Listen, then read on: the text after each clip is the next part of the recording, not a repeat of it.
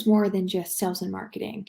A lot of organizations do this step at a very high level, and it really needs to be at multiple levels, starting from the CRO to demand gen teams, marketing ops, sales managers, and sales enablement folks. It truly takes a village and all of your team to win. Alignment isn't just something you do at the beginning. It's a whole new way of working together and working together often. Before you kick off your ABM program, I think it's extremely important to make sure that all parties are aligned on the following 5 components. Number 1 is, what are your goals and what are your challenges? Why are you moving forward with an ABM strategy and what will it solve? Aligning on KPIs and the initiatives, as well as making sure that all stakeholders from the top down are bought in. Number 2 would be building and defining and agreeing upon your target accounts. So those ideal customer accounts and those personas within those accounts. Beyond the size of a company, what makes this fit a right fit?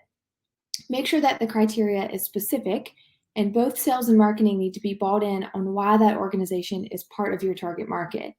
So we need to make sure this account fits what we want, but also that you have the product, solution, and expertise, and you're equipped to have a viable chance to win that business. We think the more time that you spend here, the bigger impact you're going to have, as your strategy will be very focused. Number 3 is, what tools and tech stack are needed, such as intent, gifting, or reporting tools, and how do you best utilize them? This is a combination of MarTech and sales tech. How will sales and marketing best adopt and utilize these tools? Make sure that there's clear alignment on those roles, actions, and data flow. And I'll bold data flow just to make sure that you all are looking at those same data sets. Super important. Number 4 is, it's important to make sure all parties understand and feel comfortable with your engagement playbook. This playbook should be crafted by both marketing and sales leaders. This playbook will act as a guide for that next best step, and understanding your gifting triggers, your email touch points, cadences, and follow-up actions. And number 5, it's important to make sure sales reps are armed with every piece of information they need to know about that account or that persona. Our clients have found that by creating account or prospect dossiers or utilizing tools to help pull down this information, their sales reps are really armed to drive that next best action. So wouldn't it just be amazing if every touch point along the journey felt human and personal? And this really helps it feel that way.